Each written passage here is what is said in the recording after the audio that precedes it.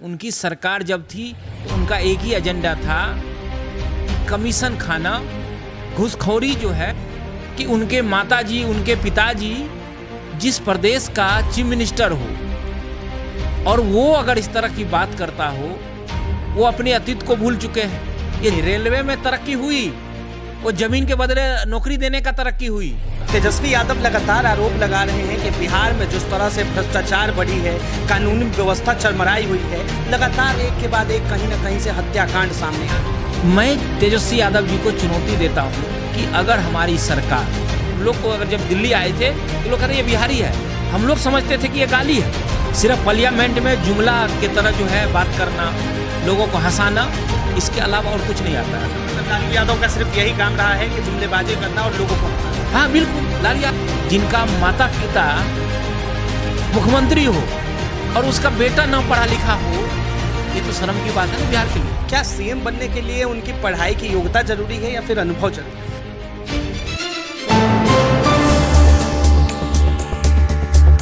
नमस्कार, आप देख रहे हैं राष्ट्रीय सागर और मैं हूं आपके साथ विनायक कुमार।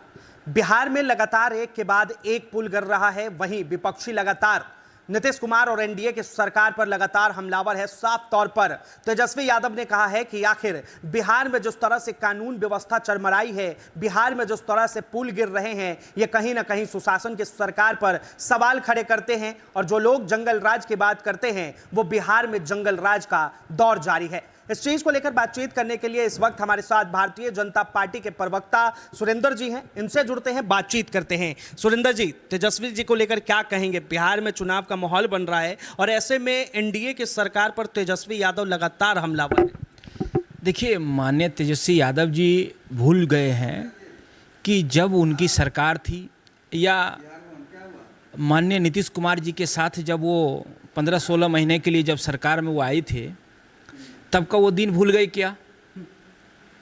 और ये जो पुल की बात वो कर रहे हैं, ये पुल की टेंडर किसके रहते हुए हुआ था?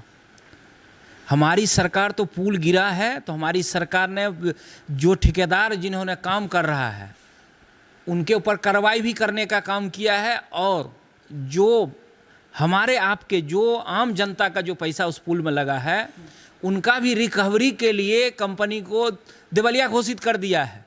और उनको कहा गया है कि आपका एक एक जो जनता का पैसा है वो आपको चुकानी पड़ेगी। और तेजस्वी यादव जी इसलिए बौखलाए हुए हैं क्योंकि उनको कमीशन, देखिए उनकी सरकार जब थी तो उनका एक ही एजेंडा था कि कमीशन खाना, घूसखोरी जो है, उनके ही सरकार, जब उनकी सरकार थी तो वो बंद हो गया, तो वो इसलिए बौखलाए हुए हैं।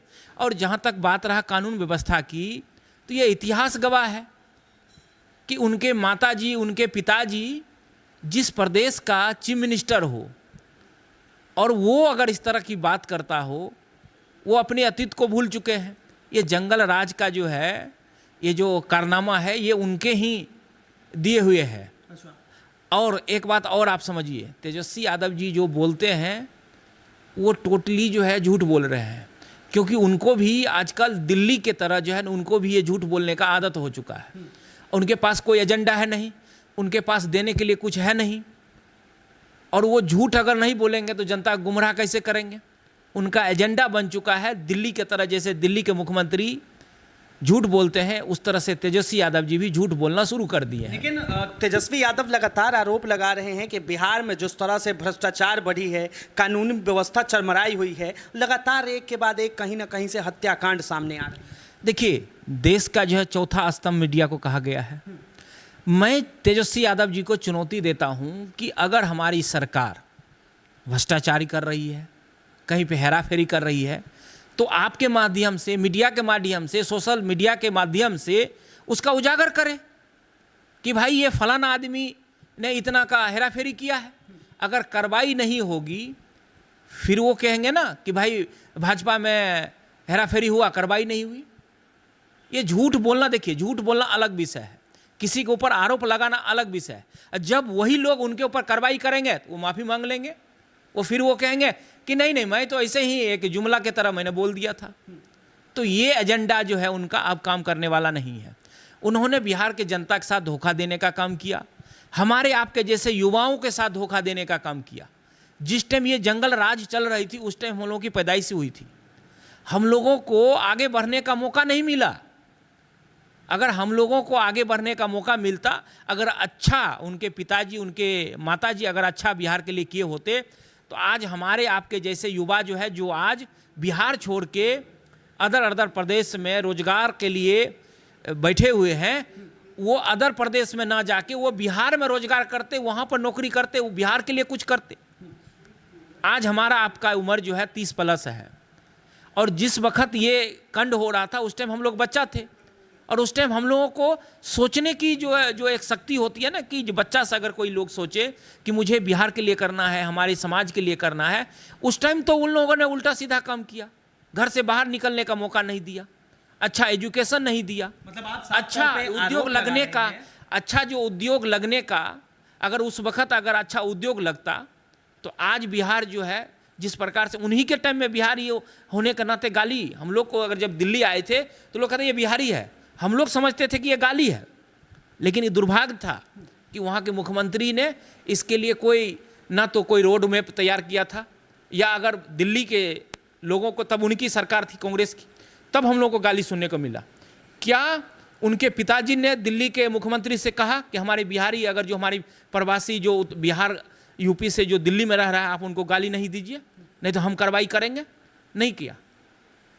सिर्फ पार्लियामेंट में जुमला के तरह जो है बात करना, लोगों को हंसाना, इसके अलावा और कुछ नहीं आता है। अच्छा, मतलब लालू यादव का सिर्फ यही काम रहा है कि जुमलेबाजी करना और लोगों को हंसाना। हाँ बिल्कुल, लालू यादव जी पार्लियामेंट में एक भी आप उसका वीडियो उठा के देख लीजिए, सिर्फ जुमलाबाजी किया है, सिर्फ लोगों को हंसाने का काम किया। कभी बिहार के लिए कोई रोड मैप दिया क्या सरकार को? केंद्र सरकार से कुछ मांगने का काम किया क्या कि नहीं हमारा बिहार पिछड़ा है, वहाँ पर उद्योग दो, वहाँ पर रोजगार लेके आओ? ऐसा कोई भी काम नहीं किया। कहते हैं कि लालू यादव जब रेल मंत्री थे, बिहार को रेल का सौगात मिला और रेलवे में काफी ज्यादा तरक्की हुई बिहार के अंदर। नहीं, रेलवे में तरक्की हुई, वो जमीन के बदले नौकरी देने का तरक्की हुई, जिसके कारण आज वो कोर्ट का चक्कर खा रहे हैं। ये तो तरक्की हुई है। ये पूरे खानदान जो है नौकरी के बदले में जमीन लिए, और आज पूरा खानदान जो है वो CBI ED के चक्कर में पड़े हुए हैं। तो ये तो तरक्की हुई। दूसरी बात, उन्होंने एक बार कहा था, या सब जानते हैं कि कहता है कि रेलवे को मैंने बहुत बड़ा मुनाफा पहुंचा दिया। अरे भाई, वो काहे का मुनाफा पहुंचाया? उन्होंने क्या किया?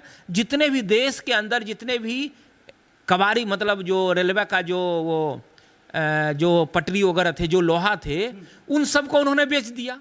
और वो बेच के कहा कि रेलवे को मुनाफा हमने करवा दिया। वो तो कोई भी एक बच्चा भी जो है ना, आपके घर में अगर पुराना कोई आइटम पड़ा हुआ है, कुछ भी पड़ा हुआ है बहुत सारे, अगर आप उसको बेच दोगे तो अचानक आपके जेब में पैसा आ जाएगा। तो अचानक वो पूरा देश का जो है कबाड़ी को बेच दिया और कहा कि भाई रेलवे का पैसा, बजट बढ़ गई। मतलब आप कह रहे हैं कि लालू यादव ने जो है बिहार में जो रेलवे का पटरी था उसे बेचने का काम किया। हाँ, जो पुराना सारा आइटम था उसको बेच के, और उन्होंने रेलवे को मुनाफा दिखा दिया। कोई नया काम करता तो आप देखिए, जहाँ से वो आते हैं वहाँ की शुगर मिल थे, मसौरा, वो छपरा में एक मोहरा करके कोई जगह है जहाँ पर शुगर मिल था, उसको भी बंद कराने का काम किया। जब वो रेल मंत्री थे वहाँ लगवाते, प्लांट लगवाते, कोई उद्योग लगवाते। सारे उद्योग जो है ये पुराने उद्योगों को भी बंद कराने का काम किया लालू यादव। और तेजस्वी यादव, देखिए तेजस्वी यादव के पास कोई एजेंडा नहीं है। वो कब क्या बोलेंगे ये खुद उनको भी मालूम नहीं है। अब मैं ये तो नहीं कहूँगा कि वो पढ़े लिखे नहीं हैं। जिनका माता पिता मुख्यमंत्री हो और उसका बेटा ना पढ़ा लिखा हो, ये तो शर्म की बात है ना बिहार के लिए। सब लोग यही तो कहते हैं, बिहार से बाहर के लोग, कि बिहार को अगर किसी ने गड्ढा में अगर डालने का काम किया है तो लालू यादव ने किया है, और आज उनका बेटा उसी रास्ते पे चलने के लिए तैयार है। उनके लिए देखिए। अच्छा, आप सुरेंद्र जी, आपसे एक जानना चाहूँगा बात कि क्या CM बनने के लिए उनकी पढ़ाई की योग्यता जरूरी है या फिर अनुभव जरूरी? नहीं, देखिए मैंने ये इसलिए कहा ना, पढ़ाई की ज़रूरत नहीं है, उसको एक्सपीरियंस की ज़रूरत है, ये सच है। लेकिन उनके पिताजी ने जो काम किया, उनके पिताजी ने तो कौन कौन सी घोटाला करके जेल में चले गए और आज उनके ऊपर आरोप है। तो उनको एक्सपीरियंस तो इसी चीज़ का है ना, हेराफेरी करने का। वो कोई नया उद्योग लगाते उनके पिताजी, युवाओं को रोजगार देते, कुछ नया बिहार में करता, तो उसको उसका एक्सपीरियंस होता। अब जिसके घर में डेली हर रोज जो है दाल भात चावल बनता हो, यही भुजिया बनता हो, तो वो कहाँ से मटन बना लेंगे? तो मटन बनाने के लिए तो सीखना पड़ेगा ना, अलग डिश बनाने के लिए तो आपको सीखना पड़ेगा ना।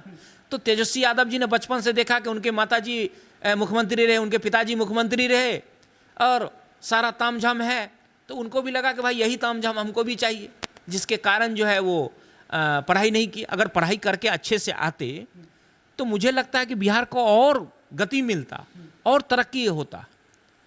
लेकिन जिनको अब आप कह रहे हैं एक्सपीरियंस की, तो मैं मानता हूं कि चलो ठीक है एक्सपीरियंस है, लेकिन उनके पास एक्सपीरियंस है सिर्फ हेरा फेरी करने का। जब उनकी सरकार थी, जब वो नीतीश बाबू के साथ वो सत्ता में थे, तब उन्होंने ट्रांसफर पोस्टिंग यही करके तो पैसा कमाए। आज वो सब रुक गया है तो वो बुखला गए हैं। अच्छा, बिहार विधानसभा चुनाव से पहले आरजेडी बिल्कुल कमर कस चुकी है। वो साफ तौर पे जनता से वादा कर रहे हैं कि 200 यूनिट बिजली फ्री देंगे अगर बिहार में हमारी सरकार आती है। तो आपने कुछ ऐसा वादा किया? अरे भाई, ये वादा करने की जरूरत कहाँ है? हम बिहार के हर एक जो हमारे नागरिक बिहार के लोग हैं, उनके लिए हम अलग एजेंडा लेके आएंगे ना, जो कि आत्मनिर्भर हो। उनको ये फ्री लेने की जरूरत कहाँ है? और तेजस्वी जी कोई पहली बार थोड़े सत्ता में आ रहे हैं। जब उनके बाबूजी थे तब क्यों नहीं ये सुविधा दिए, और जब वो 17 महीना रहे तब क्यों नहीं सुविधा दिए? तब कहते तो हैं कि 2 लाख हमने युवाओं को रोजगार दिया, 10 लाख का वादा। कोई उन्होंने रोजगार नहीं दिया। नीतीश बाबू नहीं होते तो वो डिप्टी सीएम भी नहीं बनते। ये सारी कृपा जो है नीतीश बाबू के हैं, नहीं तो वो समझ लीजिए सत्ता से बाहर थे। और ये बिजली, देखिए बिजली हो चाहे जितने भी ये फ्री की सुविधा है, मैं ये नहीं कह रहा हूँ कि फ्री की सुविधा नहीं मिलनी चाहिए। अगर उससे अच्छा तब होगा जब उस व्यक्ति को आत्मनिर्भर बना दो, वो स्वयं को उनके पैर पर खड़ा कर दो और उनको फ्री लेने की जरूरत ही ना पड़े। तेज प्रताप यादव ने कहा है कि बिहार विधानसभा जब चुनाव होगा और 2029 में जब प्रधानमंत्री का चुनाव फिर से होगा तो हम नरेंद्र मोदी को गुजरात वापस भेजेंगे और वहीं पे उनको चाय पिलाएंगे। अरे भाई, ये तो वो तो नारा उसका पुराना है। इस बार भी उनके गठबंधन के सारे लोग यही बोलते थे, यही सारे लोग बोलते थे ना। कितना पर सिमट गए, कितना सीट उनको मिला? उनसे पूछिए ना, आपका कितना सीट आया अकेला में बिहार में? वैसे तो आप पर भी आरोप लगता है कि 400 पार का आपने नारा दिया। हमने 400 पार का नारा दिया, हमारी गलती हुई, उसको हमने माना, हमारी पार्टी ने माना, जिसके कारण आज आप देख लीजिए, आपके 1-2 दिन में आंकड़ा आ जाएगा कि हमारे सदस्यता जो अभियान अभी जो चल रही है, जमीन से जुड़ने वाला जो काम चल रहा है, वो पिछले बार 10 करोड़ का हम लोगों ने रखा था टारगेट। इस बार 20 करोड़ होने वाला। 10 करोड़ तो कल ही हो गया होगा, आपको 1-2 दिन में आ जाएगा डाटा। 10 करोड़ से ज़्यादा जो है भारतीय जनता पार्टी का कार्यकर्ता, मजबूत कार्यकर्ता बन रहा है।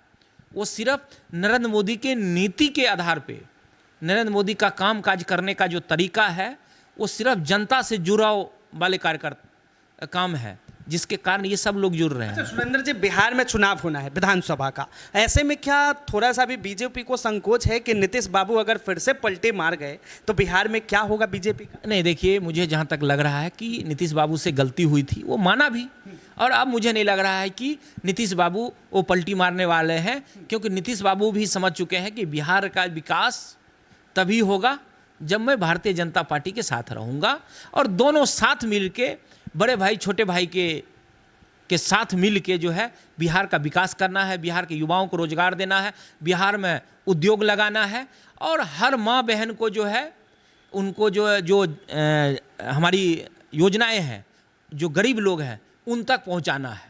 ये हमारा एजेंडा है, और नीतीश बाबू का भी यही एजेंडा है। बिहार में एक और नई पार्टी आ रही है, जनसुराज अभी जन्म ले रहा है, उसको लेकर क्या कहेंगे? प्रशांत किशोर दोनों तरफ हो, आरजेडी पर भी और जेडीयू पर, और केंद्र की सरकार पे भी जो है लगातार वो फायर करते रहते हैं। देखिए, प्रशांत किशोर जी जो है, मैं मानता हूँ कि वो राजनीतिक का मास्टर है, लेकिन बिहार के लिए वो नहीं है। क्योंकि देखिए, बिहार में जो है ना, जिस प्रकार से वो राजनीतिक अभी कर रहे हैं, मुझे नहीं लग रहा है कि उनको जो है सफल मिलने वाला है। क्योंकि देखिए, वो मास्टर हैं ज़रूर, लेकिन बिहार और यूपी 2 स्टेट ऐसे हैं जहाँ पे जातिवाद के आधार पर राजनीतिक शुरू होती है। तो आपने देखा होगा, प्रशांत किशोर जी की मैं एक कमी बता रहा हूँ, अपने से आगे आज तक आपने सुना है कि कोई बड़ा आदमी को ज्वाइन कराया है जिनका बिहार में बहुत बड़ा पकड़ हो? क्योंकि उनको पता है कि अगर कोई भी बड़ा आदमी को अगर मैं अपने साथ रखूँगा तो वो मुझे जो है नीचे कर देंगे वो आगे बढ़ जाएगा। वो कहते हैं जिसके जितनी भागीदारी उसकी उतनी हिस्सेदारी। देखिए, ये कहना कथनी और करनी में बहुत का फर्क है। तो प्रशांत किशोर जी पिछले कई 2-3 वर्षों से जो है बिहार में लगे हुए हैं, और अब तक आपने भी देखा होगा। देखिए, भीड़ जुटाना वो अलग विषय है, लेकिन जमीन पे काम करना वो अलग विषय है। क्या लगता है आपको, कहीं जनसुराज वोट कटुआ पार्टी तो नहीं बन जाएगी, कहीं आरजेडी और एनडीए को जो है नुकसान पहुंचाए? नहीं, देखिए, मुझे लग रहा है कि अगर वो वोट कटवा भी बनेंगे तो भारतीय जनता पार्टी को नुकसान नहीं होगा। वो जिनको नुकसान होगा वो समझे, लेकिन भारतीय जनता पार्टी को नुकसान होने वाले नहीं है बिहार में खास करके। चलिए, बहुत बहुत धन्यवाद तमाम जानकारी के लिए। तो साफ तौर पर आपने भारतीय जनता पार्टी के प्रवक्ता को सुना, जिस तरह बिहार में लगातार जिक्र हो रही है और जिस तरह तेजस्वी यादव लगातार केंद्र सरकार को और नीतीश कुमार को जिस तरह अरे हाथ लेती है, उन सब को लेकर एक एक कर बारीकियों से इन्होंने जवाब दिया और साफ तौर पे लालू यादव पर कई आरोप लगाए, तो वहीं तेजस्वी यादव के नाम पर कई ऐसे बड़े खुलासे किए। बहरहाल इस चीज को लेकर आप क्या सोचते हैं, अपनी प्रतिक्रिया जरूर दें। फिलहाल के लिए इतना ही। कैमरा जर्नलिस्ट अनु कुमार झा के साथ मैं विनायक कुमार, राष्ट्रीय सागर, नई दिल्ली।